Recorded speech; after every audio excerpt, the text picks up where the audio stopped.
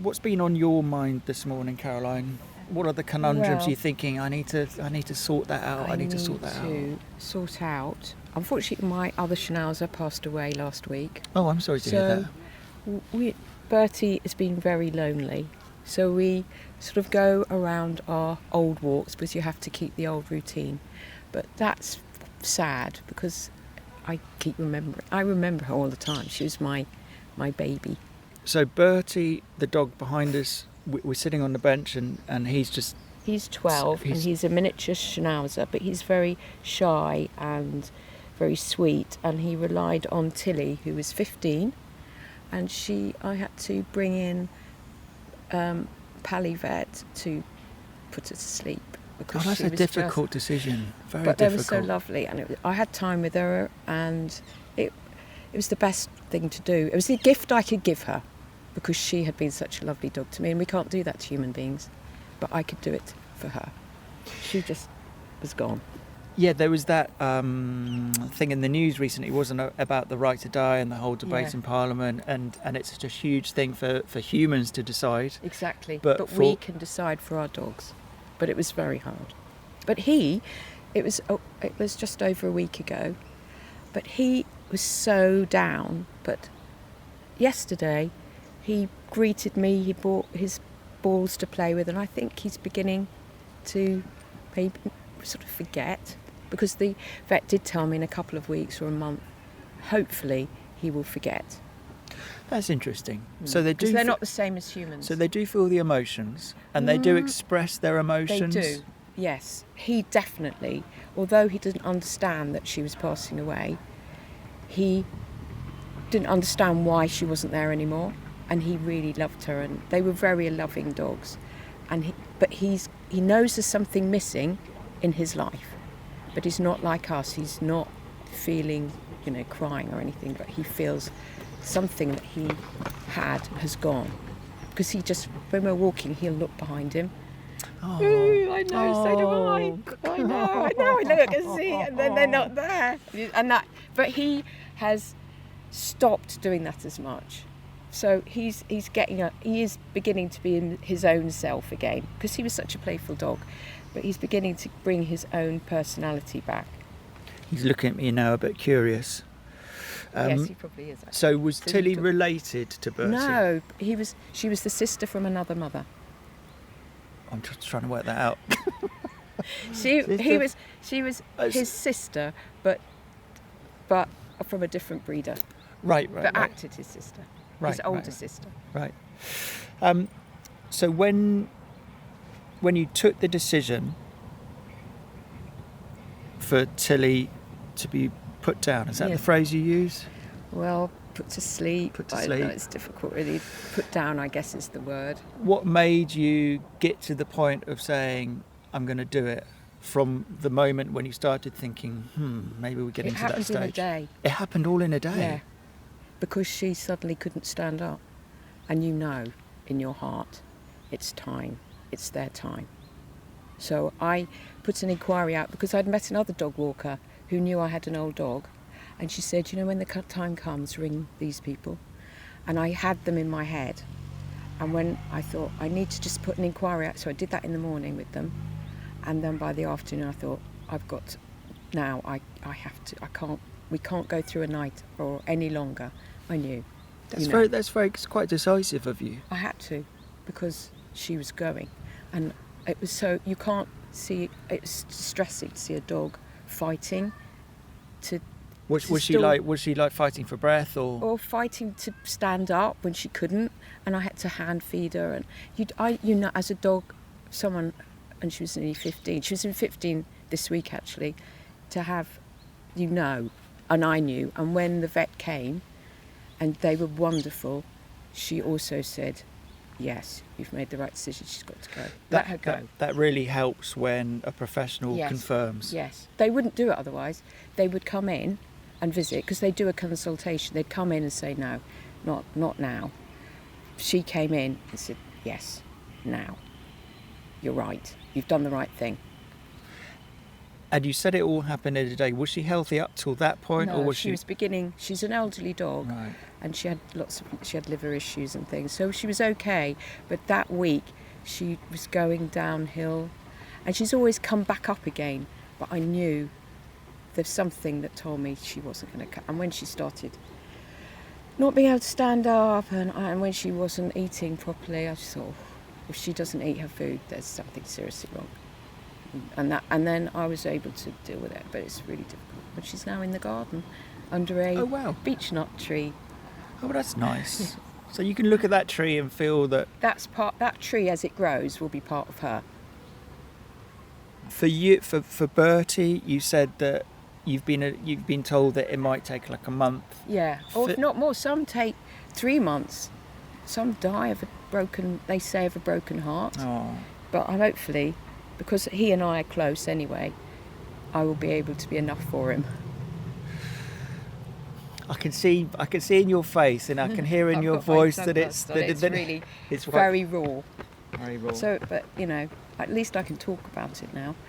But that, you know what, dogs give you so much pleasure all of the time. This is, I have to deal with this because she was such a brilliant dog. That this is the downside, the downside when it comes to it, that you have to deal with. These are my dogs for life. I'm not going to have any more. Why have you decided that? Well, I've decided that now. Sitting on this bench. Yes.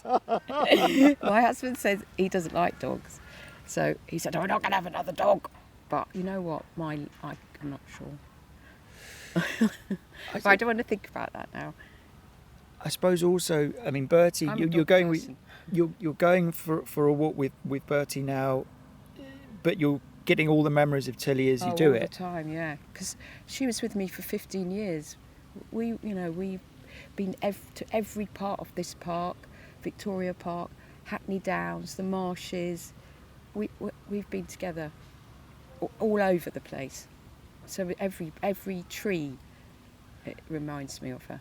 I can imagine that Tilly and Bertie, between them, have heard a lot of chats from you. They have. A lot of monologues. They're fed up. Selective hearing. And another thing. They do. They're very good. Tilly was particularly stroppy little dog, but she was lovely. Do you? The way that dog owners talk to their dogs, do you find that sometimes you do give a bit of a monologue and an inner thing, or do you keep it quite surface level and just like chat? I talk to my dogs like they're human beings. What is it called? Anthropomorphism? Yes. So, in fact, I talk to them more than I talk to my husband. So I'm talking to them. More than you talk to your husband. What? And I go, I'm not talking to you, Paul. I'm talking to Bertie. No, of course, because you talk to them, because you sometimes get more reaction from a dog than you do to your family. If you've got teenage daughters, nothing. But they react.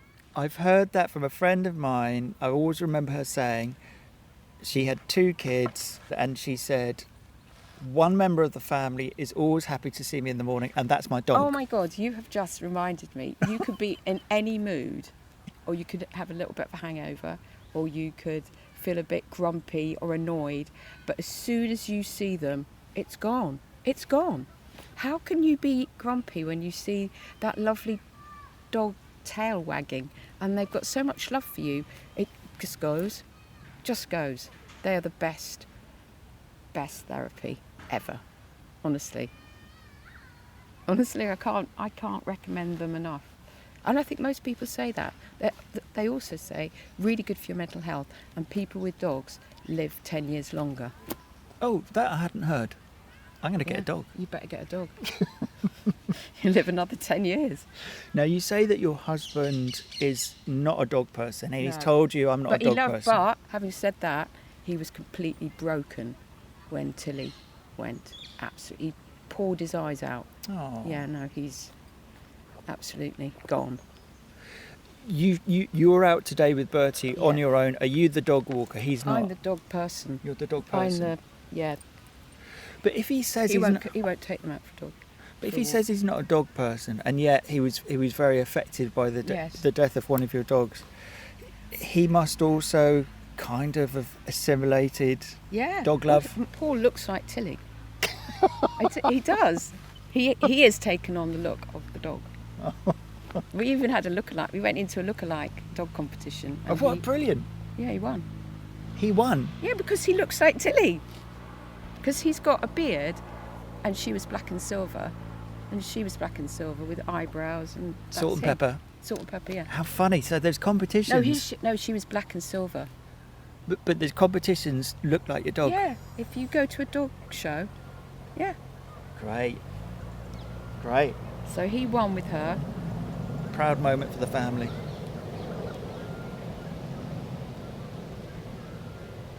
What is a typical Saturday for you, Caroline? We're now kind of midway through a Saturday morning. We're in a park. Is it Springfield Park? Yeah, it's Springfield. It's lovely. Just in Hackney. It's an overcast day. It's quite warm. Yeah. Not much wind. And generally, as you're walking around, people are quite relaxed. There's some joggers. Yeah. Lots of people doing exercise. There's so much to see: birds, sounds, sporting. We're a bit. Usually during the week, there's something, particularly during the summer holidays, or even actually at the weekend. There's cricket being played. There's little football clubs. I mean, there's so many things to look at. And there's along the canal, boats going along. I mean, it's cows in that marsh field over there. I mean, it's beautiful. So my typical day, I usually get up really early, greet him. We have a bit of a hug in. He goes out in the garden. That's a nice way to start the day. I know, isn't it? Isn't it? How can you be grumpy if you have a little hug with the dog? So he has his food. I have breakfast. We have a bit of relax, and then I get ready to take him out. And this is my favourite part of the day. Then you've got yourself, your thoughts. I like thinking about things. So I don't go around. I don't have earphones. I don't listen to the radio or music. I just like to think. And I've thought through loads of problems and letters and emails and how to solve certain conversations on my walks. It's a brilliant time to actually think about your life and what you're going to do for the rest of the day or the rest of the week, and also problem solving. Can you give us an example of the kind of things, if not specifics, in a sort of general sense? Are you talking about sort of personal things? Are you talking about work things? Are you talking both, about actually. Like the world and the news that you hear? That, I was thinking about Donald Trump and Vladimir Putin, what happened this morning, So they just had a little summit in Alaska. And not much has happened, but maybe it has. So I was thinking about that. I was coming down the hill, bizarrely. That suddenly came into my head. Yeah. I've also spoken to my sister today because unfortunately my mother died in I'm sorry April. to hear that. So we're their three sisters and we're the executors, but we've got a middle sister who's doesn't agree with anything. So we're trying to sort that out. I'm a magistrate as well, and I'm one of the sort of people who deal with appraising magistrates, so I've got things to deal with on that front. So there's I'm trying to think of lots of different things. Do you have to be a lawyer to be a magistrate? No, I am a lawyer actually, but you don't have to be a lawyer to be a magistrate. What is the qualification for being a magistrate? I'll tell you what, you got me on this. You don't need to have any qualification. Magistrates can come from any walk of life. You don't have to work. The age is 18 to 75. I never knew that. Why is that? Why didn't you know? I think maybe other people don't know because we're short of magistrates.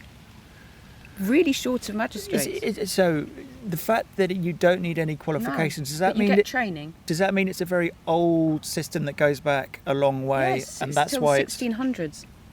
That's when the first magistrate started. But this is kept. It's the best part, apart from jury trials. The magistracy is one of the best parts of our justice system because it's members of the community deciding on members of their community and what to do with them if they've committed an offence. You mentioned jury trials. Do you have jury trials too, or is a magistrate a different kind of? So with magistrates, you have three magistrates who've done all the training. 3 magistrates on a bench. You get one person in the middle who's the presiding justice who speaks on behalf of the bench, and they will decide. They're the sort of first port of call after a person has allegedly committed an offence. So they will come into court and you will take a plea and they will say guilty or not guilty. If they're guilty, you set a trial date. If they're guilty, you either sentence them on another occasion or get a pre-sentence report from probation. If they say they're not guilty, it will go to trial. And if it's a really serious offence, it will go to the Crown Court, but only if we don't have enough powers to sentence. What do you deal with and what do you not deal with in terms of offences? So we wouldn't deal with murder, any of the really serious rape, murder, manslaughter. That goes to the Crown Court, although magistrates can sit on appeals at the Crown Court. So we will deal with the lesser offences like theft, harassment. We do deal with strangulation. We deal with strangulation. Strangulation and stalking sound quite serious. They are serious. So we deal with those types of offences. But obviously, there are going to be changes because of the backlog of trials and the number of people on remand. It is possible that there will be another tier where magistrates will sit with Crown Court judges to deal with some offences. So that will help as well. So things are moving and progressing, and magistrates will become more integral to the judicial process. So please spread the word. You don't have to be qualified at all because you get all the training from the MOJ.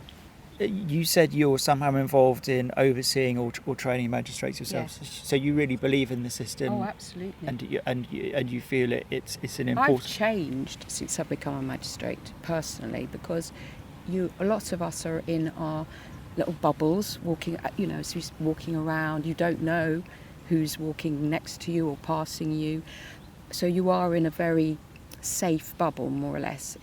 But when you become a magistrate, I personally became more aware of my community, how other people were living, what their lives were like, some of the awful things that people have to go through, some awful things that people are subjected to, and it opens your eyes up hugely and you become more understanding, I think. And also, I think being a magistrate, I've become more confident in my ability as well, because the training is excellent. I mean, I think for anybody who becomes a magistrate who's employed as well, the employer benefits hugely from that. You said it's it's increased both your understanding but also your confidence. I would imagine dealing with the problems of society that come before you, it's also quite a burden, and it might be quite depressing. It can be, because we see things and hear things that normal members of the public wouldn't. So there is support for that. I mean, there are some photographs that I've seen that I can't unsee. So that is hard. So you have to have a certain amount of robustness. There's always support there, but it's important not to be biased or prejudiced and just hear things and not make any decisions. Just listen. That's another thing it teaches you. Sort of unconscious bias, to listen to people, be understanding of people who are not from your own community, not from your own country. No, it's broadened my horizons hugely. So I would recommend it to anybody. There must also be, I mean, you've got the law behind you on which you stand, but at the same time there must be certain situations or cases where it's very hard to make a decision. Well, there's 3 of us, don't forget. Right. So we discuss, and also we have sentencing guidelines, so we can't go completely off-piste. We have to stick to the guidelines. We have to follow the guidelines. So if you go through the guidelines, you will come to a decision, and we discuss it. We've got a legal advisor that supports us and advises us, and I've never regretted a decision. Well, I wouldn't regret decisions we've made. I know they have been very difficult, some of them, but a decision has to be made, and it's done very consistently and appropriately, and we owe that to the public. The public have to be confident that the people that they put in not charge, who are responsible for making serious decisions about members of their community, should have guidelines, be properly trained, and they should be confident that we can do that consistently and in the interests of justice and in the interests of court users, defendants, and everyone. You mentioned you were a lawyer, but I not was all. a lawyer, yeah. But not all lawyers are magistrates. Can you remember? No, Can not you at remember going back when you first thought about being a magistrate, and then going through to actually deciding I'm going to be a magistrate? What led you to this? I was looking for, because I gave up law to look after my children, and when they had grown, they were probably, how old were they? Teenagers. I thought, they don't need me as much anymore, and I would like to do something else that, one, would keep my brain active, and it would be something that I could do for the community. We don't get paid. We do get expensive, but we don't get paid. So I was able to not need to make money so much. I'd already done loads of different jobs, so I had that advantage. Although if I had been working, I could have still taken up the magistracy. And I thought, well, what could I do? And I actually met a magistrate at picking up my children from, or going to school with my children. I met a magistrate, and they suggested, why don't you try it? And that's how it went on. Almost, I mean, there was a certain element of sort of chance and luck, Yes. a conversation, Yes. a thought started. Yes. And that's when I thought, yes, it takes a while. I mean, it was good. It takes about a year once you put your application in, because there's lots of checks. You have an interview, you have a questionnaire to go through, and then it's got to go to the senior presiding judge to approve you, and you've got to have criminal checks. And after, so I've been a magistrate for about 14 years. And you said you wanted to do something for the community. You yeah. kind of, you put it very much. I think some people might look at a magistrate and say they are there to uphold the law, and it's all about the law and order. But Well, that's the police. right. So you're right. So we're separate from the police. We're independent. Well, we're part of the judiciary. We're judicial officers. So we're very separate from the police. So yes, but it was about giving back to the community, and also just keeping my brain active as well, and being part of something. And yeah, it's now the big part of my life. Your kids, you mentioned the fact that you started this when they were teenagers. What are their views of having a magistrate parent? They love it. In fact, my oldest daughter is thinking of becoming a magistrate as well. Really? Yeah. It's interesting because you can talk to them about the matters you've heard. You don't obviously give names or anything, but they're really interested in what I've done and what I do, because it is interesting. Is there a moral framework to the law, or is there just a practical framework? When you talk about the sentencing guidelines and what do they call it, case law, Yes. the whole history of all judgments that have ever been given feed into the sentencing guidelines, one assumes. Yes. Do No, you should really keep that out of it. That's why decisions have to be based on a structure, and that's how we do it. So you have to keep your personal feelings to one side.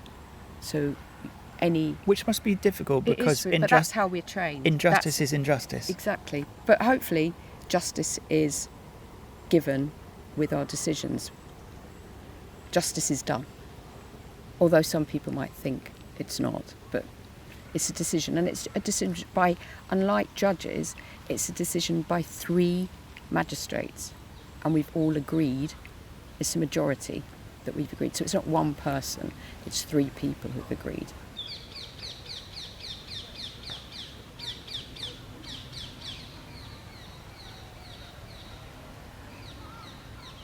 The nature of a solicitor's job, going up to you're obviously someone who likes ideas, Yes. and you like to sort of grapple with problems to solve. Yes. You're not shy of doing that.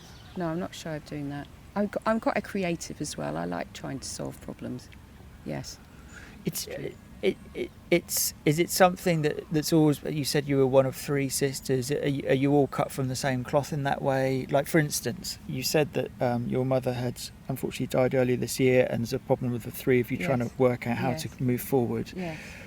That kind of problem to solve is very different from one where you're not emotionally involved, isn't it? Yes, it is. because you have to think strategically, but at the same time you have to deal with the emotions of the different characters in your family, because although we're sisters, we're not the same, but we still have to agree. We have to agree on decisions and how we approach things. So yes, that is really I'm finding that really difficult. And you can't bring your work skills to bear with it, in a sense? I can a bit, yes, I can, because I have to be straight. I have to assess the situation and prioritise and try and make things simple for my sisters to understand. So I'm the oldest. I was about to say that. Oh, said like a true oldest. Yeah, that's right. So yes, so I'm sort of lead on it. So you're like, all right, we've got these options. I have to be diplomatic as well, because I've got volatile sisters as well. So I have to just keep the peace.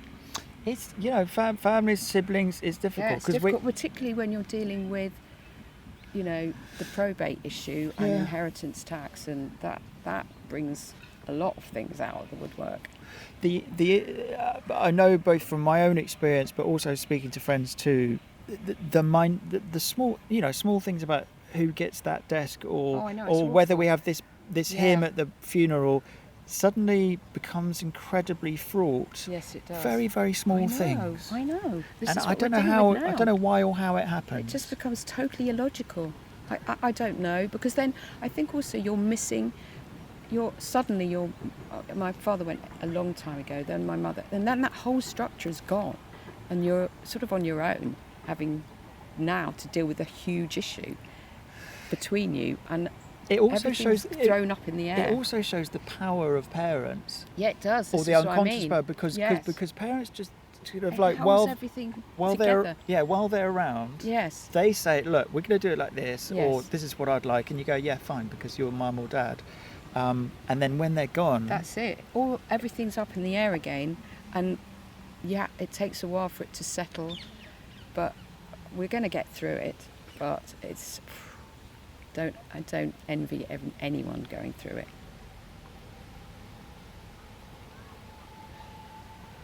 How have you been dealing with your grief about your mum? How would you kind of encapsulate your approach to solving that emotional burden? I think I've dealt with it because I've had to organise things, so that has kept, I guess, it's been difficult. So the practicalities of dealing with probate and being the lead funeral on it, and yes, because I organised the funeral. Yes, so that in a way, is that a good thing? Or does it mean that when this is all over, it's going to hit me? I don't know, because I've kept busy. And it's been difficult doing it because it's constantly been reminded of it, because you're having to deal with all of the funeral and the probate stuff, and I've still got to go through her things at home. It's difficult, but at the same time, my sisters, we've gone through some lovely things, and it's been some lovely memories going through some of my mother's things and finding letters from my mum to my dad when they were courting. It's been lovely. Oh, that's nice. I know, it's been really, put them in her coffin with her, and it was just really touching. It was lovely. We did all of that, and that although that is sad, it was sad. You sort of get an inkling into what their lives that you didn't know about, how they felt. I know it's private, but at the same time it's really lovely to know how much they felt when they were young. It's fascinating, that whole idea of them before you came along, because you're their daughters, and I've done this with my own parents' letters too. They've both also gone. I'm sorry. And when you do kind of read or hear about their lives and their feelings to each other before, it's kind of different people, isn't it? It's not your mum and dad. No. It's like you try and separate that. Yes, you do. But then you see photographs of them on their honeymoon that we hadn't seen, and it's just that was lovely. That was, and just seeing all the old photos and her wedding dress, and it's lovely. So those bits, Good. So that was unifying for the three of you. Those bits was unifying. No, 'Cause you- because my middle sister didn't do it. Oh, She didn't want to do it. So well, that must be part of the grieving process then. Yes, that's but the way maybe did. she should have done it. She should have been involved in it, because she would have seen, all the old birthday cards that we sent and Valentine cards we sent our dad when we were 5. Oh, it's sort of really thing. Do you know nice what that I they mean? kept it. Yes, they did. There's piles of it. But it was lovely going through it. So I do feel sorry that she wasn't involved in that. I do feel sad that she wasn't. But that was her choice. But She's it like, was I her don't. choice. But Yeah. I don't think I would have known what I would have. The thing is, when you know as well, you don't know what you're going to find. And I hadn't even thought we'd see all of these cards and letters, and we've even got my grandmother's letters to her husband during the war. Oh, amazing. All of that. I mean, we've got Amazing. amazing collection of wonderful letters, and when my father was wounded, he fought in the war. When he was wounded, the letter that went from his commander to my grandmother about all of these lovely things. I mean, well, Wow. that wasn't lovely, but they're interesting. Yeah. Amazing. So have you got a suitcase now? Yes, which I've is got these several things? suitcases of all the family letters and photos and little bits that we've kept for my family. It's almost like each family. It's almost like you want a little museum of curiosities. Yes, absolutely. I don't know what to do with them. Yeah. But they're in a quite a big suitcase, but you can't get rid of them. I can't destroy them. They are things that I will pass on, and my sisters will pass on to their family. And I've told them my two, and I'm sure my sister has told her family as well about what we found. And we've shown them all photos, and it's been a real journey, actually. Does finding out about that kind of those bits of family history sort of unexpected? Does it make you reflect on yourself and your identity and how you feel part of that wider thing? Does it give you like wider roots Yes, for it your does, character? Definitely. I've found out. In fact, I did one of those DNA checks because I was thinking, because I saw some photos and I was thinking, who's that? They look different. So I did do it. Because of that, I did a DNA check, and I've actually found out quite interesting facts of where my family came from, and it just all makes a little bit more sense. So I have been on a journey about my ancestors and where I've come from. So it has been really interesting. So that, in a sense, has also kept me away from, I guess, grieving of my mother not being here anymore. But I think that might come later. But at the moment, I'm just really busy with trying to sort her stuff out. But yeah, it's been good, sad, happy, mixed emotions going through all of her things. But we'll keep, as you say, a suitcase full of family memories.